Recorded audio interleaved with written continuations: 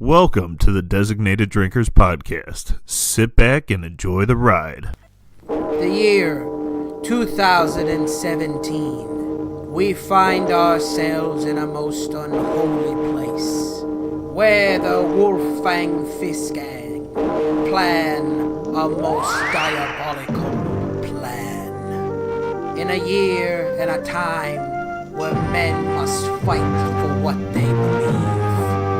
How will our hero, fuck you, prevail? You know what to do, my minions. Go get... Fuck you is new. Sled. Young man. Young man. Young man. Give us your sled. Never. You fool. Get him.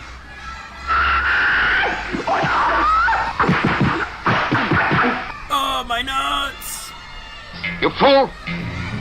Let me show you how to Steal a sled.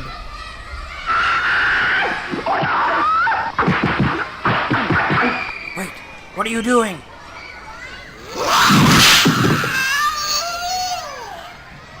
That's called hungry dog eat shit, huh?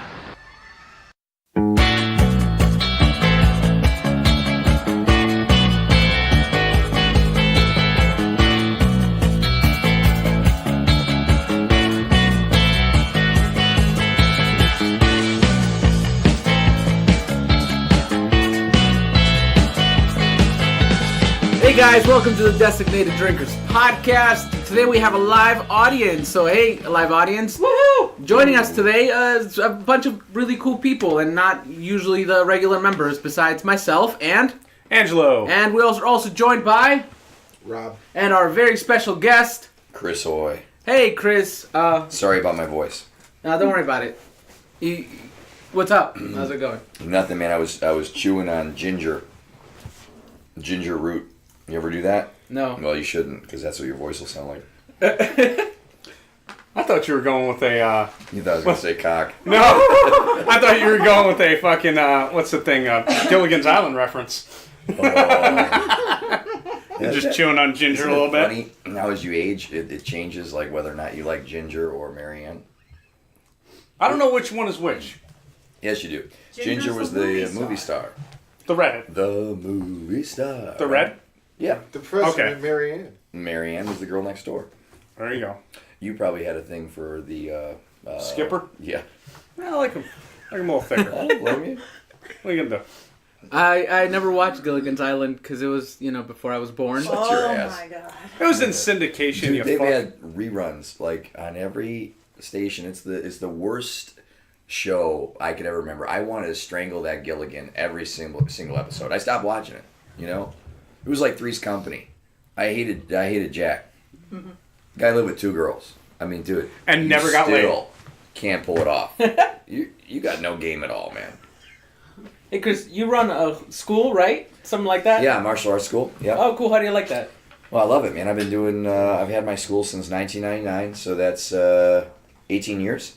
We originally, when we started, we opened up and we subleased it for a few months, and then we opened up in March of 2000. So I guess I subleased a place for like 6 months, and we opened up down by the Cleveland Zoo in this amazing facility that used to be a lodge hall called the International Order of Oddfellows.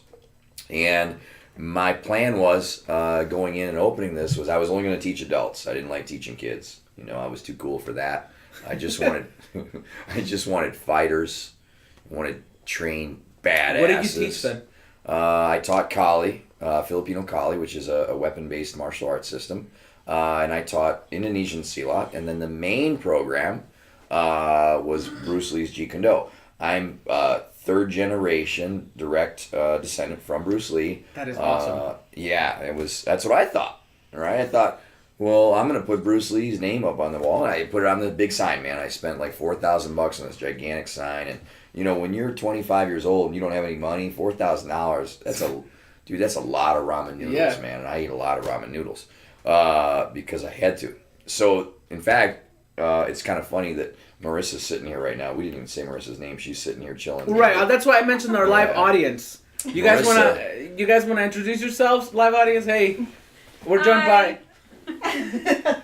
by Marissa. Diane. Hey guys, thank you for joining us as our live audience, and you guys can also chip in whatever you think. Well, the funny thing is, you probably don't know this.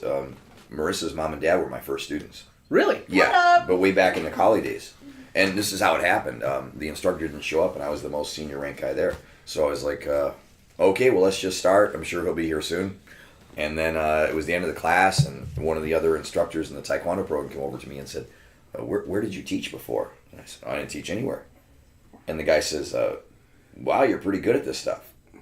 You should think about teaching. And that's another story for another day. But so I opened the school, and I put, the sign said, Hoy's Martial Arts Academy, Junfan Jeet. So everybody knows what Junfan means? Nope. Well, yeah, but I fucking thought everybody did. I was waiting for the doors to like just get knocked down, man. I was like, all right, they're gonna see Bruce Lee's name because Chun Fan is Bruce Lee's name in Chinese, and well, guess what happened? The doors didn't get knocked down. In fact, I had like 8 guys, and no offense to any of you guys that are still out there if you're listening, it was a very diverse group. I had a couple badasses, I had a couple fat asses. True story, man. I had a couple crazy guys. Had a couple guys that were doing it. They were professionals, and I was like, hey, man, don't these guys get it? I'm looking for badasses. It's Jeet Kune Do. We're badass. So yeah, I did that at that school. I was there for like 5 years, and after the second year, I realized, oh, you should probably teach kids because you're in a shitty neighborhood. Sorry to my old neighborhood, by the way. I grew up over there on West 11th. So to all my old Brooklyn peeps, there's a shout out for you. That's all you're getting. Because I'm like George and Wheezy. I moved on out. Up, you bastard. I was over in the old neighborhood today, actually. I went to the Memphis Sausage Shop. Oh, nice. They're closing. They've been there 80 years. Is that the place you told me to go to get Dude, if you don't go soon, you're gonna miss out. Pork chops or something like that? No, they've got the best garlic bologna you've ever had in your life. Okay. Like, dude, your old lady will not come near you. Really, I used it in part of my jujitsu tonight. Awesome. Yeah. That's exactly it. Right? Quick question. Yeah. So, you mentioned Bruce Lee, and yes. actually, when we talked about it, you said, we can talk about anything, so... You can ask me anything. Right. What do you think about the oversaturation of, like, Bruce Lee in nowadays? Like, there's just a new movie that just came out on it. It's a bullshit movie, too. Really? Yeah, it's bullshit. It's, I remember, and I don't want to throw anybody under the bus, but I'll tell you that there were some very high-level first generation and second generation students of Bruce Lee that were furious about that movie. Really? Yeah, but here's the problem. In the Chinese culture, they don't want to be disrespectful to Bruce in Bruce's memory in any way. And who runs his estate? His daughter. So they don't want to be disrespectful of her, but it's got fucking Bruce Lee on shot glasses. It's bullshit. Right. Bruce Lee led such a clean lifestyle when it came to that. And you're going to put him on a goddamn shot glass so that your retirement's better? That's bullshit. I'll say it, because I don't give a fuck. Have you seen Bruce T? That's bullshit, too. Yeah. Right? Here's my question. Yeah. I have him hanging on my Christmas tree. You got Bruce Lee bullshit? hanging on your Christmas tree? Yeah. Yeah, I got a Bruce Lee ornament. No, that's pretty cool. Yeah. And I'm not in any way, like, bashing him. No. I just think that, and I don't think you are either. I'm not. People are trying to make money off of Bruce Right. Lee, and here's the reason why. Because they didn't patent Bruce Lee the way they patented Elvis, which is a funny story that we can't talk about in the podcast, but people can Google that stuff and find out all the information about, Bruce Lee being patented and all that stuff, Because they didn't do it till, 30 years after his death. Really? Yeah, he died in 73, so let's see, 83, 93, 2003. It was about 2003 when they really tried to make money off of him. They were sending attorneys to Bruce Lee seminars to see if, Bruce Lee, not Bruce Lee seminars. What I mean by that is, if there were people teaching Jeet Kune Do at a seminar, they were sending, and like the flyer would say, Bruce Lee's Jeet Kune Do this weekend. So we won't say who it is, would send their attorneys because they wanted a portion of that. Then when they realized there were 13 fucking people there that wanted to train JKD and get punched in the face, they're like, oh, these guys have no money. They're fucking idiots. They get punched in the face every day. This is stupid. And they stopped, but it's a shame because it turned so many people off. It's the reason you didn't see Bruce Lee on magazine covers anymore, because they were so afraid of being sued. Wow. Yeah. That's a big bummer, especially with such a big name on it. Yeah. Yeah, and I think it hurt Jeet Kune Do as far as the schools go, because people, myself included, I backed off, man. I was like, I don't want to get sued. When I was under Sifu Cass Magda, Sifu Cass sat on the Bruce Lee Educational Foundation. He was part of the Nucleus, which was a fantastic organization, a fantastic idea. Yeah, What was the Nucleus? The Nucleus was something where they brought all of the original students together, and Sifu Cass may have been one of the only board members to be second generation. But they brought them all together, and they wanted to keep the art alive. They wanted to keep everything, continuing, but they didn't want to start something where it was going to be like they were certifying people on the weekends. That was the thing they were against, because what happened in Jeet Kune Do, right? Yeah, we had a fucking asshole do that here. Remember that? Yeah. I forgot about it till a second. This asshole was taking private lessons from me. He's in prison now, so he'll probably hear this. And Phil Robertson, you know who I'm talking about. So if you're listening to this one, you'll be like, oh, I remember that asshole. Yeah, Chris wanted to kick that guy in the fucking teeth. Well, yeah, because he's taking private lessons from me, right? Okay. And he comes over, he's like, hey, man, I'm going to go train with Lamar Davis this weekend. I'm going to get certified. And he goes, certified in what? He goes, Jeet Kune Do. What are you talking about? Yeah, he's going to certify me this weekend. I'm like, dude, somebody certifies you in a weekend. What does that even mean to you?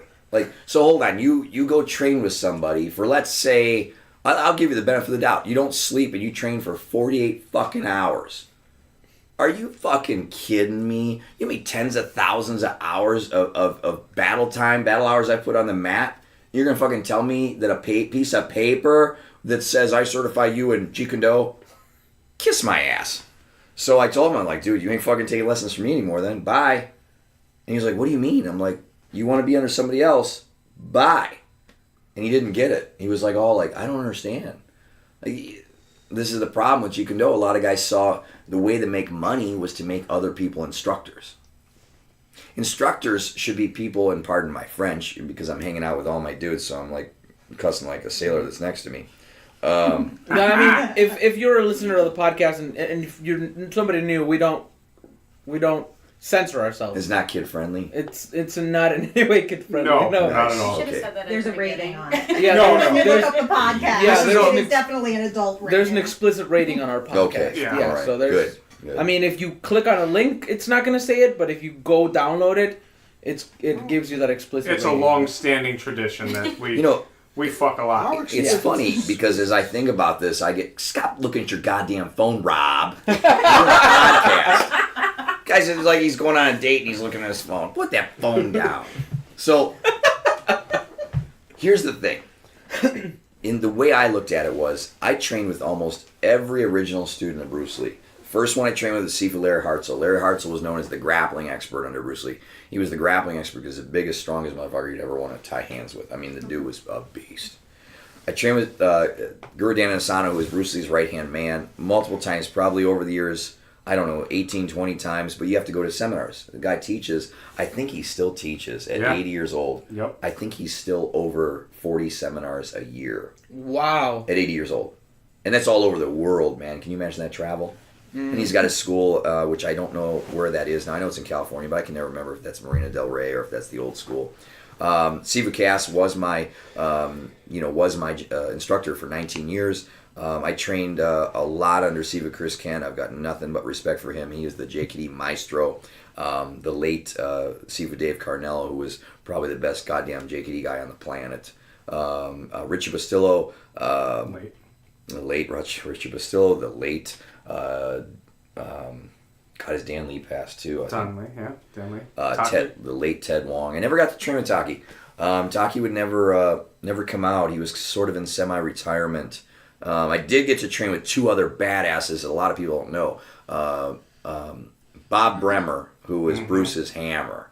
I mean, that was like, if you were a fuck up, Bruce would sick Bob Bremer on you. Really? Yeah, he was an old crane operator. He was strong as fucking iron, man. Oh my God. He'd give you that look from across the room when he was watching you spar. Like, and he was old then, and he'd look across the room like, I could still kick your ass. See that 20-year-old there? I'd kick his ass. I'd knock his dick in the dirt. That's the look he always had. And I got to train with Nuclear Pete Jacobs. Pete Jacobs was unbelievable, man. Unbelievable. And then the other one, and most of these people that I was able to train with was because of Siva Cass. Siva Cass would bring these guys in. And Herbie Jackson. Herbie Jackson was great. A lot of these guys were not, most of them were not professional teachers. So when they would teach in a group, it was kind of funny because they were almost like uncomfortable, But there were a lot of great times spent at the Magnet Institute, in Reseda. I had some of my best friends out there. Some are no longer with us, But yeah, some really, really good times. Let me ask you a question. Yeah. Reseda. Yeah. Isn't that where Yeah, it is. Daniel LaRusso was from? Karate Kid. So here I am. Well, that's where you moved from? This is a hilarious story. So I get a call, 1997, I think it was. Started training with Siva Cass in 96.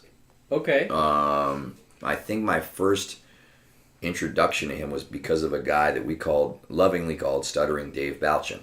And if you don't know anything about the nicknames at our school, we have lousy nicknames. The reason we called Stuttering Dave is because he stuttered, right? Not very inventive. No, Not very inventive. The reason, we had a guy at my school named Tall Rob is because he was very tall, Rob. You're very tall. Do we have a nickname for him? No. No. Not yet. Sometimes we call him Anchor. We call you an Anchor. Angry Man. Angry That ain't bird. all the time. You're very quiet tonight, too. I'm not that angry all the time. Well, what you're saying is interesting, so I'm kind of trying to pay Oh, attention. sorry. Right, no, It's a little more I think we all informative kind of than got the quiet. nonsense that usually comes out of your mouth. Yeah, he's on a date. We kind of got quiet because we're really, really interested. it's all, like, we kind of all just... See, and I don't really talk about the Bruce Lee thing anymore because I figure most people don't even know. Most people don't care. They just want to hit the pads. I don't know, man. Cool. Yeah, it's legitimately cool. What made you get started in martial arts? So it was 1986 is when I got started. I grew up on West 11th in Spring. So In Cleveland? Yeah. Okay. So when I jokingly say to people, but I'm 1,000% serious, I fought every goddamn day. And you either had to learn how to fight when you got off the school bus or learn how to run real fast. You ever see me run, bro? No. It's fucking horrible. He runs like a girl. I like my chances in a foot race. You're gonna catch me. You're gonna catch me. I make fun of people that run. Oh, dude. But I developed one of the best headlocks. Oh, okay. Oh, my God. Guys would scream. I thought it was great. It was like Rob's. Yeah, Rob's got a great headlock. But I really wanted to learn how to defend myself. And it's kind of funny as I think back then, me and my buddies would always try to do WWE in the backyard, which was WWF then, And I'd pile drive my friends into the ground. They'd DDT me into the ground. It's a wonder any of us lived. Nice. Right? Yeah, I mean, we're like 12 years yeah. old. So I started at Karate Institute. It was on West 25th. And, wait, let me back up. In the old neighborhood, you don't fucking call that West 25th. It's Broadview and Pearl, all right? West 25th is over the bridge. All right? Okay. We've got standards, you know what I mean? You people over on Denison, you're West 25th. We were Broadview and Pearl. I didn't live in the ghetto. Right. I mean, that's exactly it. I lived on Memphis. Yes. But if you went over the bridge, that was the ghetto. And as long as you were, you were east of Fulton. You were in the hood. Yeah. Hey. I was close to the hood. Yes. I wasn't in it. No, you were is in what it, I tell myself. Yeah, you were smack dab in it next to the Drew Carey bar. Yeah, that's right. I was next to that fucking bar. Yeah, so I think, honestly, and Angelo's going to laugh his ass off, but I watched The Karate Kid back then 63 times. I did too. You know why I know it was 63 times? Yeah. This is a funny story, and I don't want to go too into this. No, go ahead. My mom, after my dad passed, my mom had to work from 8 in the morning till 8 at night. So, you can imagine how tired she was. She worked in a greenhouse. She worked at Richardson's greenhouse for like 30 years. A greenhouse is always hot, all right? Even in the wintertime, it's still pretty warm in there. Poor lady would come home. We would order a large pizza from Teddy's Pizza and she'd get a 6-pack of Pepsi so often that all I'd have to do is call and start reciting the order, and they would tell me my address, right? So the reason I'm telling you that is because every night, my friend had dubbed a copy of Karate Kid. Every night, I'd say, Mom, let's watch Karate Kid. Because her boyfriend had bought her a VCR. And it was 1986. You know how much a VCR was then? No. Bro, it was like $400. Oh, wow. Oh, wow. Like, it was crazy, right? I watched The Karate Kid 63 times, and my mom fell asleep in it 63 times. She would last about 15 minutes, and then I'd watch the whole thing. And then I'd, walk around the house, wakes up, brush up, brush down. Sat on the floor. Sat on the floor. Sat on the floor. Side to side. Yeah. So, there was a karate institute up the street, and one of the moms, what was her name? Debbie Zemla. Debbie and Max Zemla, and her son, Matt Zemla, who was one of my best friends when we were little kids. She kind of looked out for me, especially after my dad died. Things I know now, but I didn't really realize then. And said to my mom, hey, Karate Institute is offering some summer program. It's 3 months for, I don't know, $100. I think Chris would really benefit from it. So we went, and I did the 3 months. And then everybody quit, right, at the end of the summer. Well, my mom couldn't afford, whatever the tuition was. I don't know what it was. She just said she couldn't afford it. So lo and behold, there's a guy across the street from me in the projects, which opened up, those were built in probably 85, on West 11th there, or on Spring right there.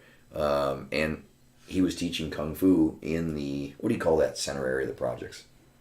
Courtyard type? Yeah, in the courtyard. He was teaching Kung Fu. So I saw him out there, so I walk over, and he's got this goofy fucking guy in a satin Kung Fu jacket. And he's got like that. That's amazing. Oh, dude, he's got like the hippie faraway eyes, and this guy's taking lessons, right? But the instructor was a badass Vietnam vet named Dennis Martinez. Okay. He taught a style named 5-animal Kung Fu, 5-animal style Kung Fu. And he became my Sifu for about a year. And years later, I taught his kids. Oh, really? Yeah, when he got sick, I taught his kids. I trained them for about a year, and then this crazy thing happened called puberty. And I thought you were going into something else. I was very much trying to go into something else. Yeah. Like I wasted all of my energy and all of my time trying to go somewhere else. Yes. Oh my. So from 9th grade up until 12th grade, I didn't train. I thought about training all the time. I worked a job to chase after girls, so I had a car, so I could date girls, so that I could have money, so that I could date girls. And not a great idea.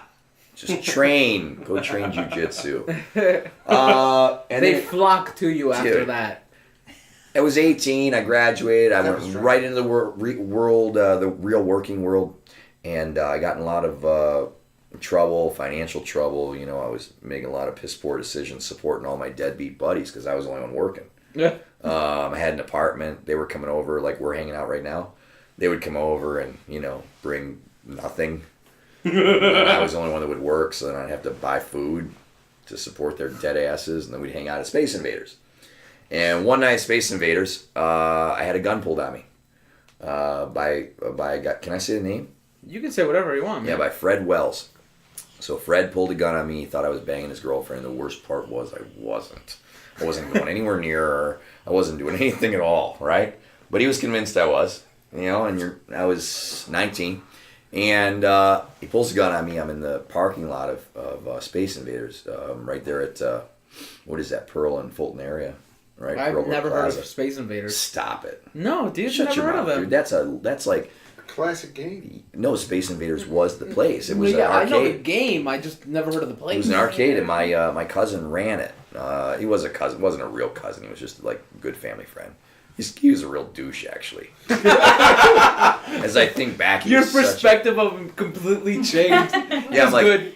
Yeah, fuck that guy. No, he's a real turd. But luckily, they had a Cleveland cop working off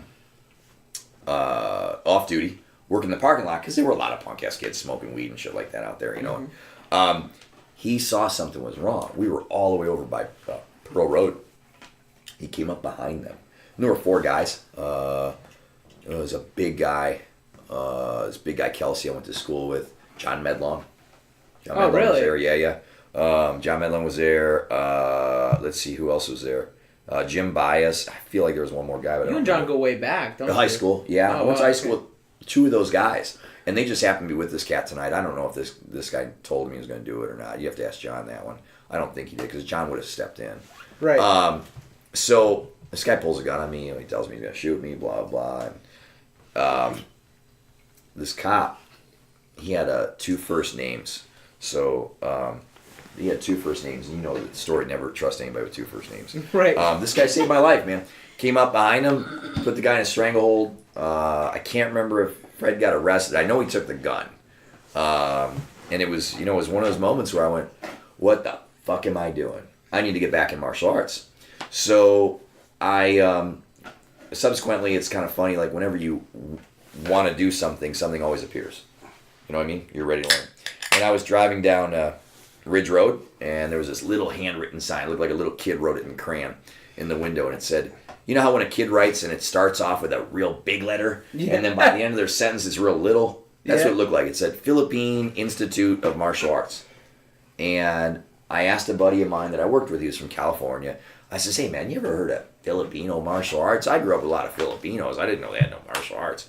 And he goes, dude, are you kidding me? That's like, it's one of the most sophisticated martial arts styles in the world.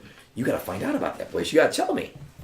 So I go in, check the place out. I'm hooked. I trained Kali there from 1993 up until early mid-99, and that's when I went on my own. I was under Siva Cass starting in 98, and I was trying to figure out, how to serve 2 masters, that sort of thing, and was kind of hoping that the other guy was going to go in with Siva Cass. That was what Siva Cass had originally hoped for as well, but I don't think the guy's ego would allow him to be under anybody. Philippine. I've actually been meaning to ask you. Right next to Harbs, there's a place that says Philippine Institute. Yeah, that's the same place. Is it really? They moved. So he had some financial troubles at the one on. Let me do my math here. They started on Snow Road in the early '90s, like '91, maybe '90. They moved over on Ridge and Westlake in Parma. I think that was the name of the street. And right across the street from the number 1 lounge, we'll just use a landmark there. And then they moved to Royalton. Okay. Right? And then it was funny because after 5 years of me being at my place on 25th, we lost the lease. The landlord put the building up for sale. It still hasn't sold, by the way. Landlord put the building up for sale, and that was a little jab at you. I'm just name dropping left and right. Right. I mean, if at any point... I shouldn't do that. You might want to edit that. No, whatever you want me to edit, you just tell me and then... Yeah, edit out the part. Hey, Joe, just edit that. Because Joe's the guy that edits. Thanks, Joe. You're the man. Yeah. I'll never fly in a plane with you, but you're the man. We're going to put a beep because we're going to keep that whole thing now. We're putting that in there. Just put a beep. I'll never fly on a plane with you. Never going to fly. No, that's a true story. You got a lot of balls flying on a plane with that guy. You're lucky you didn't get a full cavity search. Dude, I think I'm pretty sure he got... I don't remember this. It's been like a minute now, but I'm pretty sure he got stopped.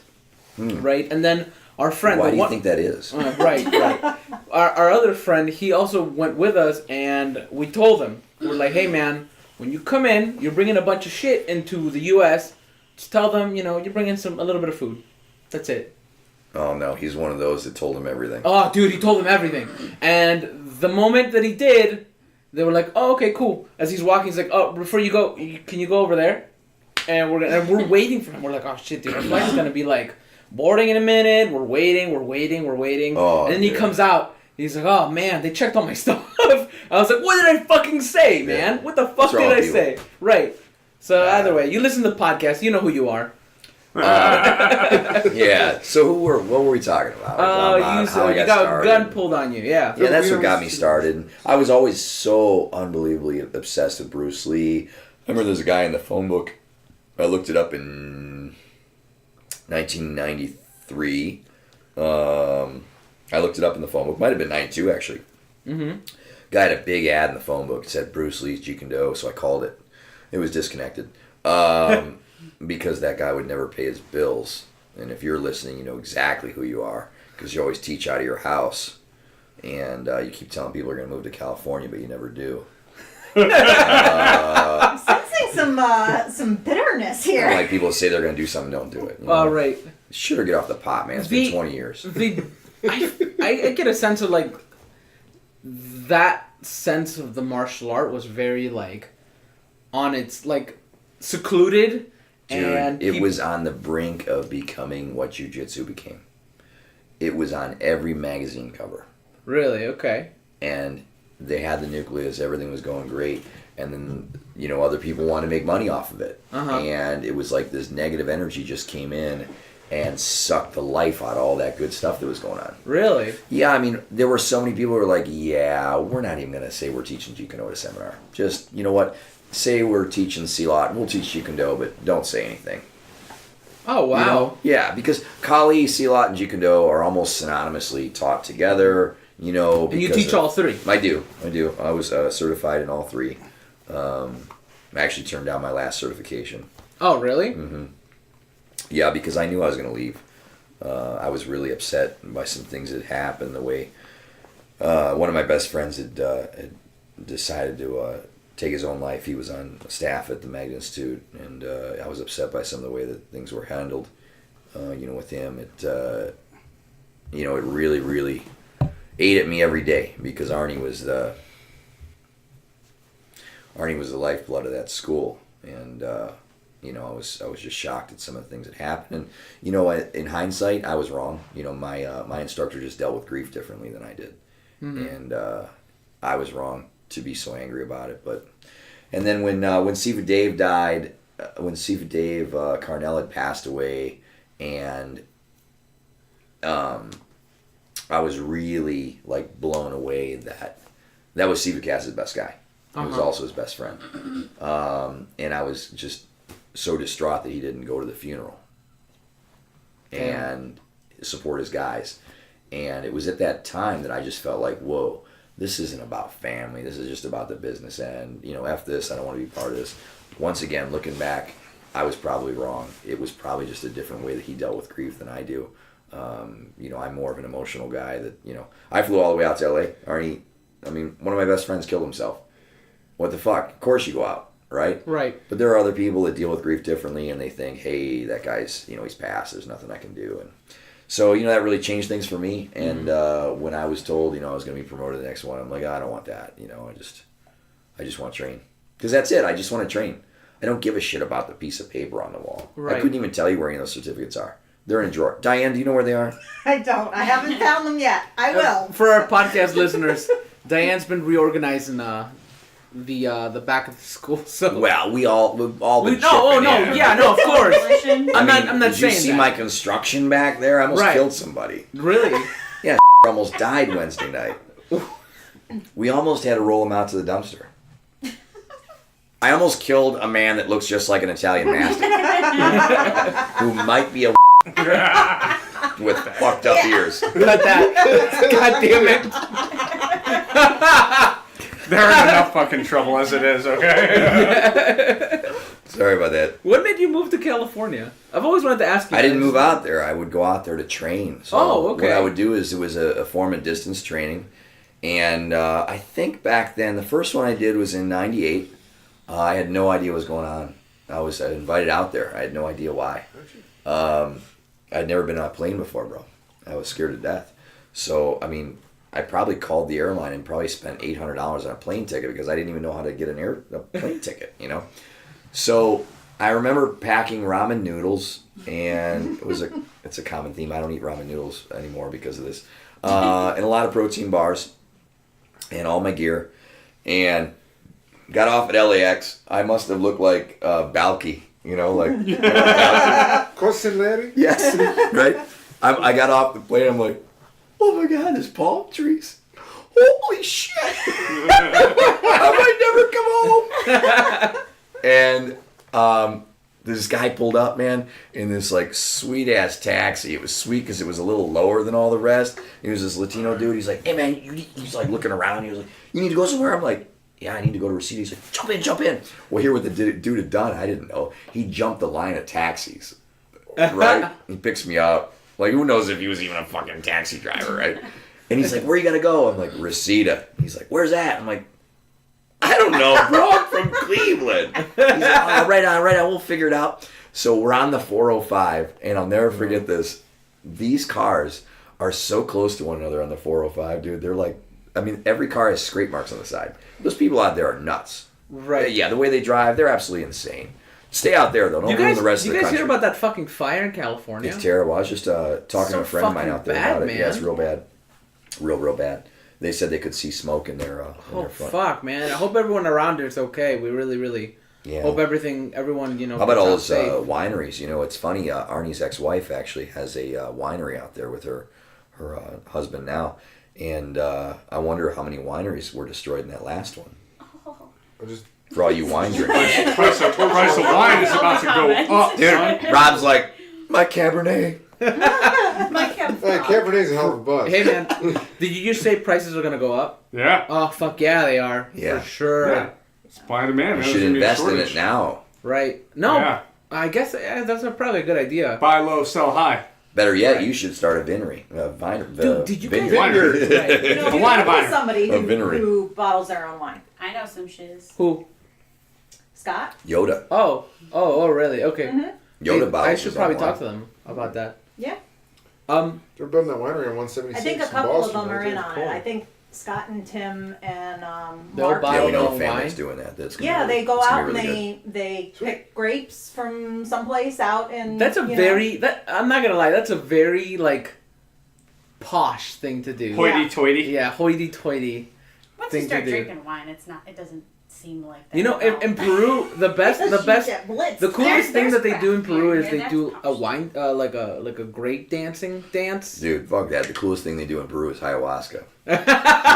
I mean, yeah, okay, I'll give you that. We had a guy. Do you guys remember that guy? Let's not name him, but No, I know you two you're talking about. Yeah, he was there. He fucking came in here and he starts talking about his ayahuasca trip, and it's like crazy. He went through some crazy shit apparently. Yeah. He tells us that at one point, in the middle of his trip, he meets himself on the mat, and then he starts rolling with himself. Like Was this for like our a spirit listeners. journey or something? Yeah. You gotta Yeah. define Yeah, that. he was in the Ayahuasca. jungle. Yeah, ayahuasca is just a big fucking drug trip. It's a huge drug trip that takes place for a couple of days. Yeah, it's hallucinogen. Yeah. So and it's very legal in Peru. Very legal. And a lot of white people go there to do that. Is it like pagan Rich white people mixed shit. with This is what rich white people do. Yep, that's right. It's a rich white people thing to do. When you doing it, Angelo? Never. I saw it on a documentary once. I don't want to get inside this fucking head. Right. There's It's a not like my legs are Native getting loose. I'll take American. it out. There's a Native American version of that. And I can't Peyote. remember. Peyote. Peyote. Well, yeah, but I mean, that's the drug name. But I mean, they call it something. Oh, a spirit journey. Yeah, Ah, spirit yeah, journey. that's what it is. I There's another name. saw that about something about that on Family Guy. That was awesome. Peter had the trees talking to him. It was amazing. I love Definition of Family a Guy. tangent. So, all right. Now you said the JKD, C-Lot, and Kali thing all went together. Well, the reason for that is because of Dan Inosanto. Because after Bruce Lee died, he made a promise to Bruce that he would never teach Jeet Kune Do publicly. So what he did was he became fully immersed in Filipino martial arts. Now, the reason that he was able to learn Filipino martial arts from all these different martial arts instructors, which is unfucking heard of. Like, if you're training Kali under Angel Cabalas, there's no way that another guy, there's no way like his competitor or, another Escrimador is going to teach you. Dan Inosanto's father, I can't remember if he was a dignitary or what it was that he did, but basically he was responsible for most of those Filipinos coming to this country and having their citizenship. So he would write a letter, hey, teach my son Danny, this Eskrima, this Kali, So Inosanto was very, very fortunate. Plus, he is such a nice guy. There's no way you could not like Gurdan. Gurdan's like salt of the earth, man. Salt of the earth. I tell people all the time, if you haven't trained with Dan Inosanto, you better do it now. And I don't use those three words together unless I'm trying to say, like, get off your fat ass and do it now because you're going to miss out. I missed out on training with Herman Sawanda. I missed out on training with the late Ted Lukai. I said, I'm going to do it next year. This year I'm going to buy this guitar or I'm going to do this, I'm going to do that. and both of them died right after I said I wasn't going to go. Yeah. So don't ever miss those opportunities, man. Right. We live in a whole new world. But anyway, so that's how the Kali became synonymous, because Dan would go teach seminars and he would say, he's going to teach Kali, but guess what everybody asks? So what about Jeet Kune Do? So that's when the whole Jeet Kune Do concepts thing originated. And that's how Dan kept his promise to Bruce. He didn't teach Jeet Kune Do. He taught the concepts of Jeet Kune Do. Why did Danny Nosato promise not to teach Jeet Kune Do to Bruce? To the public? Yeah, publicly. I don't know. I'd have to look back in the books what Bruce's reasoning was for that. He didn't want the over-commercialization. Mm-hmm. That was a big thing. If you look at who Bruce liked to teach, he liked to teach two types of people that I can immediately think of. People that already had black belts and were very athletic, right? Very few, as I think back to the students, I can't think of many guys that weren't athletic. Oh, and I forgot to say Siva Tim Tackett. I got to train with Siva Tim Tackett a lot. I can't believe I forgot to say that. And Siva Tim just retired. Yeah. Right? He's not doing seminars anymore. You got to go to the garage. A fantastic instructor. He got rid of the garage? No, you have to go to the garage. Oh, okay. I was like, what? And he's got a couple guys that they started like a thing. And the Wednesday night group. Yeah, they're really good. I sparred with some of those guys at Magna Institute. They were tough guys. What's the one guy? Blue. Something Blue. Dennis Blue. Dennis Blue, yeah. Yeah, I've met him. I've never been to one of his classes. Bob Schott really liked his classes. Bob Schott was another affiliate, still is an affiliate of Magna Institute, and has a garage group in Canton area. But yeah, I always liked watching the Wednesday night groups. Yeah, because they had like a throwback video one time of Bremer doing the hammer principle, and I was blown away. Yeah. I mean, I don't get it, but it was just like, that guy was like 67 years old. Well, dude. And, the hammer principle was a funny thing, What is the hammer principle for I can't tell you because it's a secret, but I can tell you this. No, it really is. It's a Jeet Kune Do secret. Really? Yeah. It's a way to hit somebody without them knowing they're about to be hit. And it's not a powerful move, by the way, right? Okay. It's a way to trick your eyes in a closed distance, okay? I can tell you that. Okay. But Siva Cass, his best friend was Chris Ken. He loved to fuck with Chris. Okay. Right? And Siva Cass has a very different sense of humor. So he knew I was going to train with Chris at a seminar. He's like, hey, hoy, this is my Siva Cass imitation. And if Siva Cass ever listens to this, he'll know that's spot fucking on, even with my voice being off. It was, he'd say, Chris, here's what you got to do. Tell Chris Kent that I told you that the hammer principle is the most important principle in Jeet Kune Do. And that's really all you need to know. In fact, don't tell him I said it. Tell him Tim Tackett said it. That'll be better. So, and me, the consummate ball buster that I tend to be, I'm like, oh, all right, great. Right, so I get to the seminar, we do the whole seminar, and then we're out to dinner. And I remember we were at a pizza shop in Pennsylvania, and I said, hey, Sivu, Tim Tackett told me that the hammer principle is all I need. Why didn't you teach it?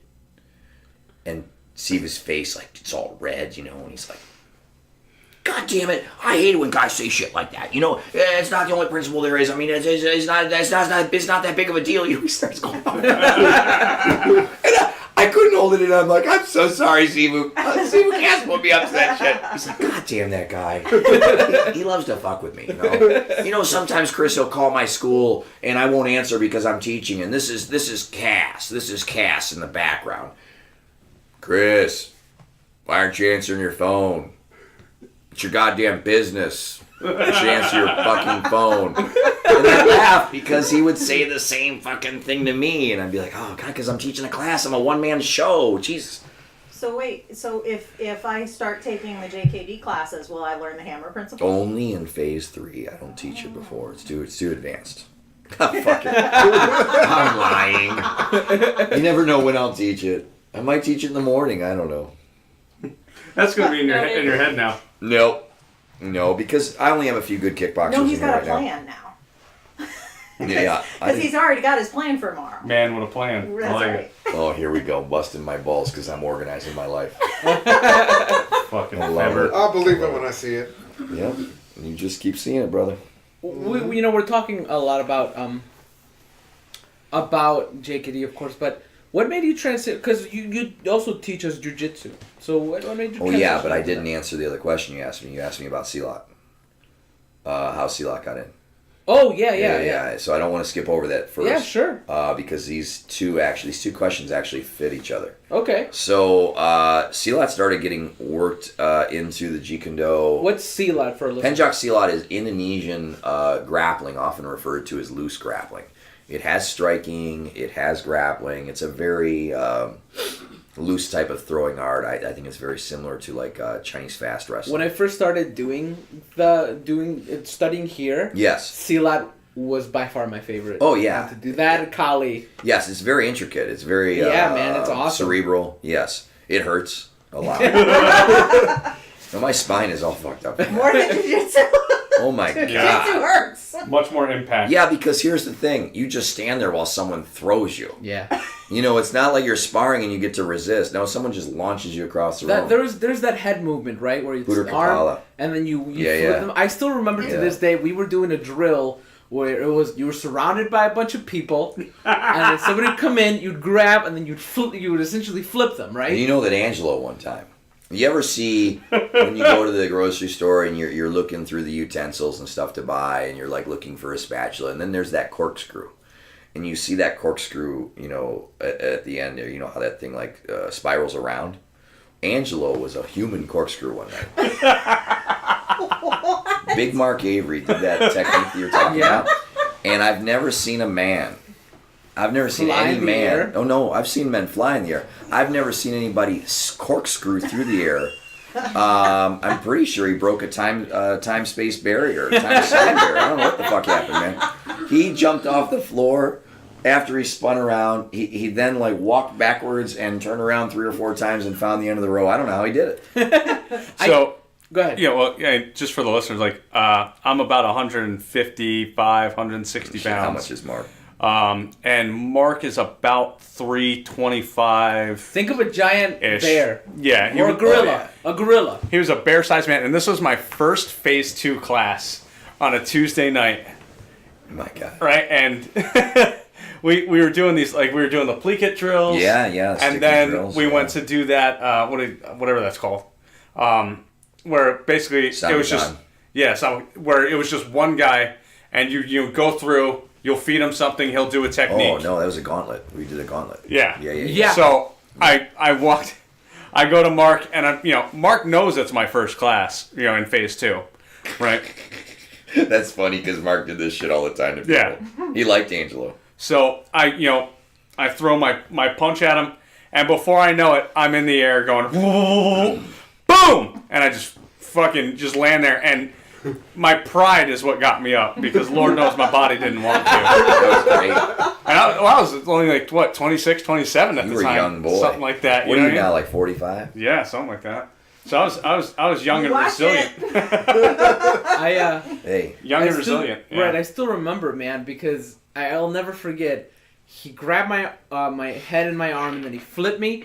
And the thing about it wasn't just like a small drop. No. Like it usually was. It was just a huge, like, the momentum, like, picked me up off my feet, and I landed down, and then I just hear Jay going, "Hey, you okay, man?" I'm like, yeah. Mark had 2 speeds. Fast as you can and hard as you can. Right. That was it. Dude, I still have a great story about Mark. Mark, he's a big guy, and we were doing... terribly. Me too. Yeah, man, he's great. Yeah. We were doing like some choke defense for jiu-jitsu. And I tried on him, and he does it, and it was like against the wall choke defenses. And he's like, "All right, you ready?" And I'm like, "Yeah." And he goes, and he fucking picks me up, like he makes this fucking noise. And the first thing I go is like, I don't know what to fucking do. I forgot about the move. I'm practicing. Listen, you got to have Angelo tell the story, because he tells it so much better than me. About the day Mark Avery choked Zach out and he thought he killed him. No, I was I'll preface this story, okay? I had a young kid doing volunteer hours. Okay. Right? He was like, I think he was an Ignatius kid or a St. Anne's kid, and he was looking for time as a friend of mine's son. So he was in the back cleaning up leaves, right? He came in, during the class, he said, "Hey, Mr. Hoy, can you check out the job I did? Make sure it's okay. Blah blah. I sign my sheet if it's okay." I go outside. I'll let Angelo take the story over from here because I wasn't in the room. So, I was teaching. I want to say it was either like something from side control or a guard pass. We're doing jujitsu then. To side control, yeah. Yeah, it so was we're doing jujitsu jujitsu.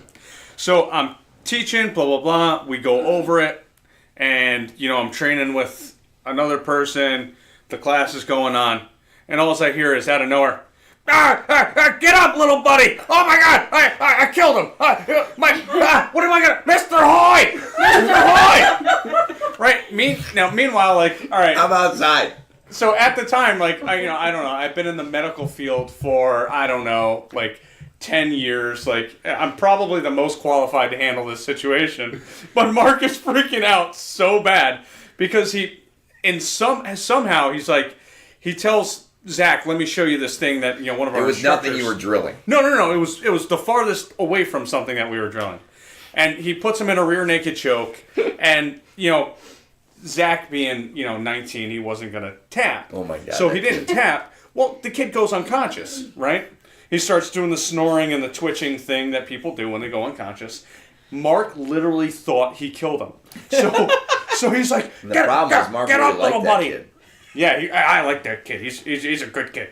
And then Chris walks out from the back, and Mark turned it around like Chris was the worst human in the big. "Where were you? Where were I needed you? I thought I killed this kid, Mr. Hoy. What is Yelling at wrong me with from you?" across the room, and I'm like, "I was outside signing that kid's paper." Meanwhile, when I left, we weren't training chokes. Why? I wanted to show the kids something there. I learned it. I went to Tony's seminar, and he was showing me this half guard bullshit. And I added the bullshit. Zach woke up like, he had no clue what happened. He just got the best bear hug in the world. And not like a traditional bear hug. It was just a hug around the neck by a fucking human bear. He went out. So yeah, that's a good Mark went at it every single time. Even at 54 years old when he left? By the time he was gone? Yeah. 54 years old. He put 100%. Yep. Going back to the CLOT though, Yeah. where you were explaining that. So my first CLOT teacher would have been Guru Mark Harrell. He was a badass, man. Oh my God, that guy! It's a wonder I have any spine left.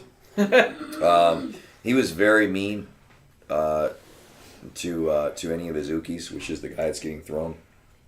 I'm sure there's pictures of me on the internet you could find. Blood coming out of my ear. Oh wow! Yeah, like coming out of my ear from getting kicked in the ear from him when I was down. His father actually was, Guru Mark's father was original UDT, which is the frogmen, before they became the SEALs. And he was a badass, man. He's a big dude too. Utmost respect for that guy's martial arts discipline, but he was a rough teacher, man. Really rough. Really kicked your ass.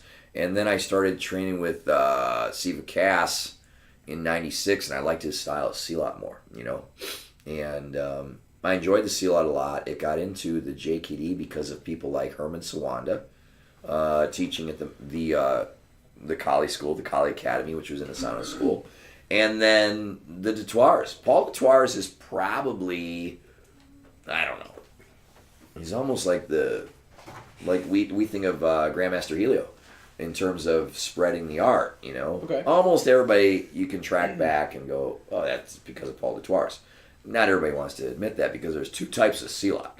There's the guys that are going to listen to this podcast and they've got voodoo dolls and they're poking my face with needles right now, and they're casting spells on me with their magic Chris swords.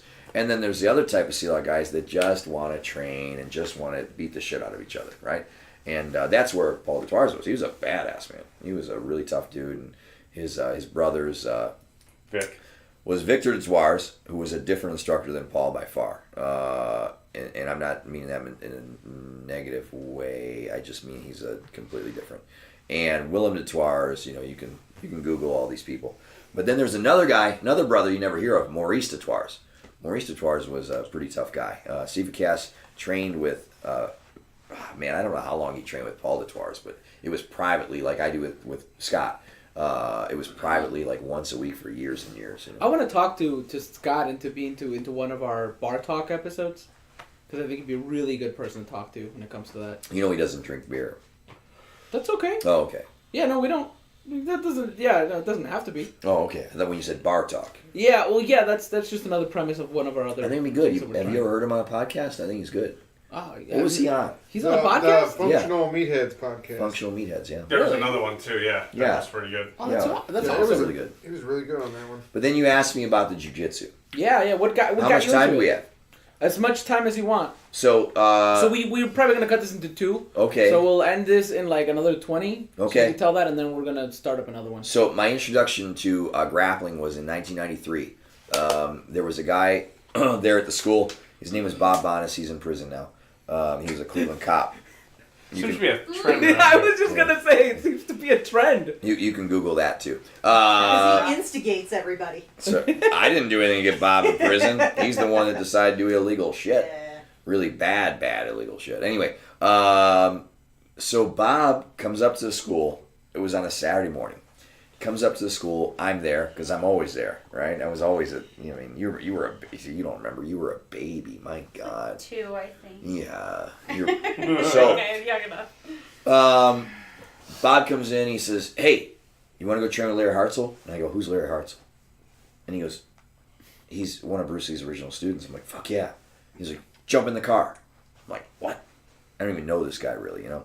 So we drove out to Ursuline College. What was the name of the school? It was Northeast Ohio Grappling. I don't know. It was Ken Gleason, Jeff Starr, and Mike something. Jeff Starr is a Helson Gracie black belt. Oh yeah, man, those guys go way back. Wow. Yeah. Okay. Ken Gleason still trains JKD. I don't know if he has a school or not, but they were all under Freddie Thompson. They had all broken off from Freddie Thompson, I should say. And I went out there and trained with Larry Hartzell, and that ignited the grappling stuff in me, right? Mm-hmm. So that same year or the year after, Hoist Gracie came to town for the first time. Okay. And his guy in this area, OG, Hoist Gracie's black belt here is Craig Kramer. Craig had a school for a while and then opened and closed and had a couple different places. I don't know what he's doing right now, to be honest. But he's one of the. He is really he is the OG in this area, you know. So in the 90s, we were all trying to learn jiu-jitsu, but there was nothing here, right? A few of the guys bought the Gracie in Action tapes, but then they wouldn't share it. Really? No. And here's what happened. I was working construction to support the school. I was up on a ladder, and I was probably changing out a ceiling fan because I remember the house we were working at. And I was working for a guy by the name of Gene Lee. It was T&G Construction. And Gene says to me, Gene liked to grapple. He was doing Sambo at the time. And he says, "Yeah, man, I really want to learn that Gracie Jiu-Jitsu self-defense." And I said, "What are you talking about?" And he said, "They're self-defense, man. It's awesome." I'm like, "No, they grapple." He's like, "No, dude, there's a lot more to it. Like, their self-defense is what they're known for." I'm like, "No, bro, they're known for the UFC for kicking everybody's ass on the ground." He's like, "No, I'm telling you, there's more." So fast forward, my daughter born? I'm trying to remember if she was. I went to find a jiu-jitsu school, so I called this guy by the name of Chris Chard. Chris is a really good dude. At the time, he's a brown belt under Pablo Popovich. Mm-hmm. And I said, "Hey, bro, I've got a school. I want to train, but I don't want you to think that I'm going to try to bring this into my school." Really, from a JKD perspective, I just want to learn how the grappling worked because we didn't have good grappling in Jeet Kune Do. It really sucked. Mm-hmm. It was very lame. And that's why it was a major weakness, man. I would grapple with guys at various schools and be like, "Fuck, I feel like I'm in the deep end of the pool and I can't swim and my swimmies fell off." That's what you ever wear those swimmies when you were a kid? God, I hope there's no pictures of me floating around in that. Get it floating around? I actually wore them when I was 21 for my 21st birthday party. That is awesome. I drank beer out of a snorkel. Here's the same guy that fucks up his neck on a slip and slide, though. Listen. Hey guys, how'd you hurt your neck? Somebody catch you in a triangle choke? What happened? You didn't tap to a can opener? Slip and slide. Slip and slide. Slip and slide. I'm Navy. We're aquatic people. So I started training with Chris Chard. It was a really a good time. I was there for about 3 months, but I could only go in on Sunday, so it was like once a week. Yeah, I still remember. I think I had joined by that time, right? Is that No, because that would have been... Was it here? No. Oh, then never mind. No, it was way back on Wallings. It would have been... Melina's going to be 11 next week. Can you believe that? My daughter's going to be 11. Yeah, man. It fucks me up knowing that my brother's going to be taller than me. She was 6 months old when I was training with him. Oh, wow. Right? And the next person I went to train with this guy, Eduardo Barros. And I went out there and I took like a week or two of classes. And actually someone that you know, we won't drop her name, but a not always nice person kind of turned me off to that jiu-jitsu thing. And I didn't want to go back out there. I mean, she just wasn't very nice, you know. So I was looking for jiu-jitsu, right? Yeah. So I was looking for jiu-jitsu. And I was on the phone with my teacher, Siva Cass. It was 2011. It was June of 2011. Yeah, we did just move in here, didn't we? Yep. So June of 2011, I said, Sivu, I need to find jiu-jitsu. My JKD is lacking this aspect, right? Oh, Chris, you can just YouTube it and train it and develop your own. Well, that's bullshit. Yeah. It is, right? Yeah. You remember the first time we started grappling with the dumb shit we do to each other? I ended up jumping over and catching a knee to the balls. I'm like, I thought I was going to There's some high-pitched sons of bitches, baby. So, oh my God. So he says, I got to go back. I can't like talk about my old teacher without imitating him. And imitation is the biggest flattery. So I was very good. So yeah, there's a few friends of mine out in LA. If they hear this, like Marco or anybody, if they hear this, they'll love it. Marco's actually got a great imitation too, and don't deny it, Marco. He says, Chris, you know what you need to find? Long pause. A Pedro Sauer guy. And I said, who's that guy? Oh.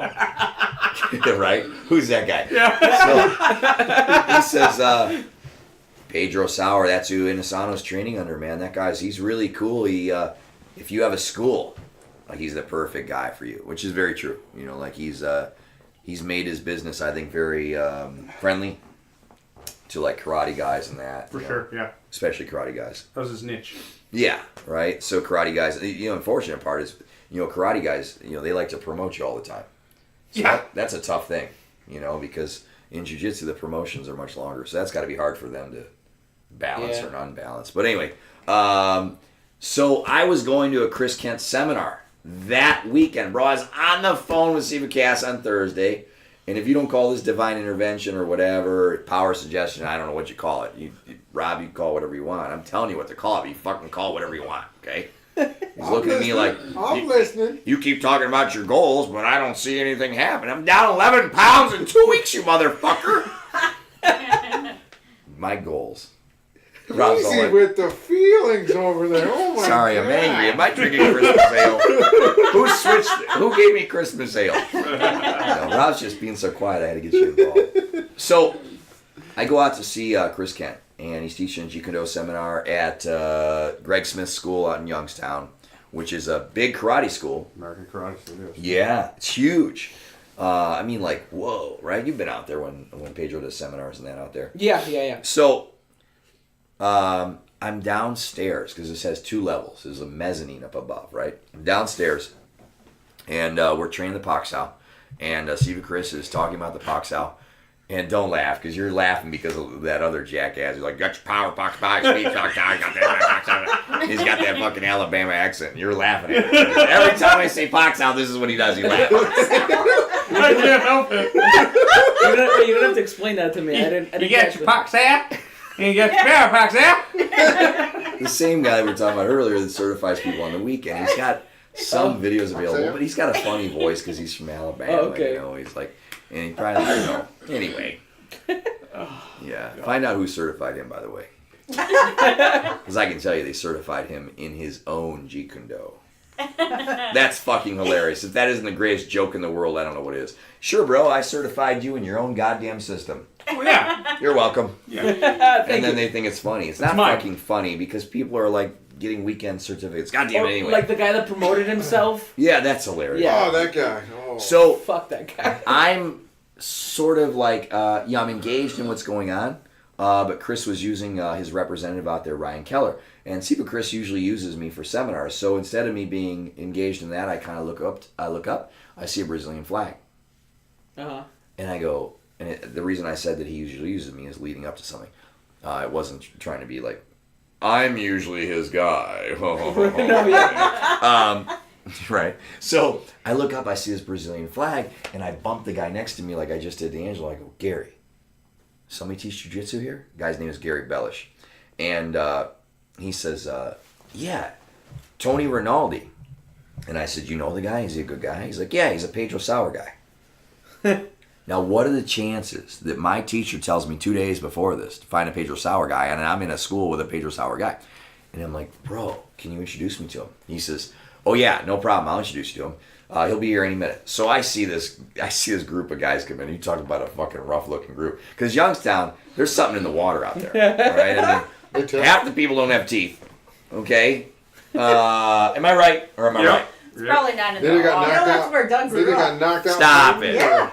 It is a very interesting area, It's man. tough Youngstown, Boardman's where the school is, so it's actually a very wealthy area. Okay. But he had some tough looking motherfuckers come in there, you know. And then I see this redheaded guy, okay, who is missing teeth. He got a big thing of tobacco in his mouth, right? Uh-huh.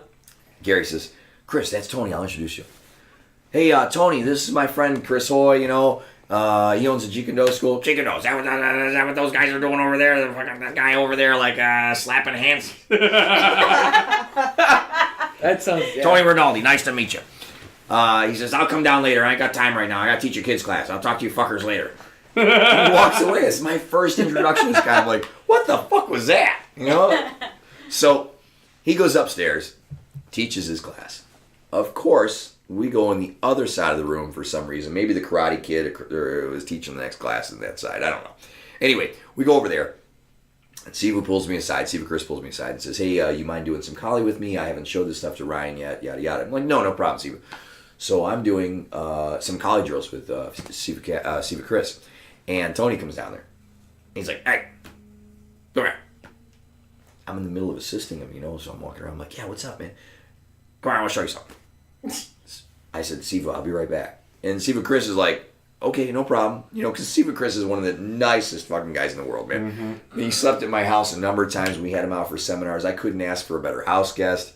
You know, it's funny because I would always compare and contrast having Siva Cass and Siva Chris at my house. Mm-hmm. Siva Cass and Siva Chris are the best friends, okay? Siva Chris is at my house one night, and we had these ceramic knobs. I live in a century home, and we had these ceramic knobs in our shower. The ceramic knob broke off in Siva Chris's hand. Dude, I mean, this could have cut you to shreds, right? And for whatever reason, the ceramic just broke. Chris comes out with his British accent. I can't do a good British accent. So he goes, oh my God, Hoy, I'm so sorry. I broke your shower knob. Right?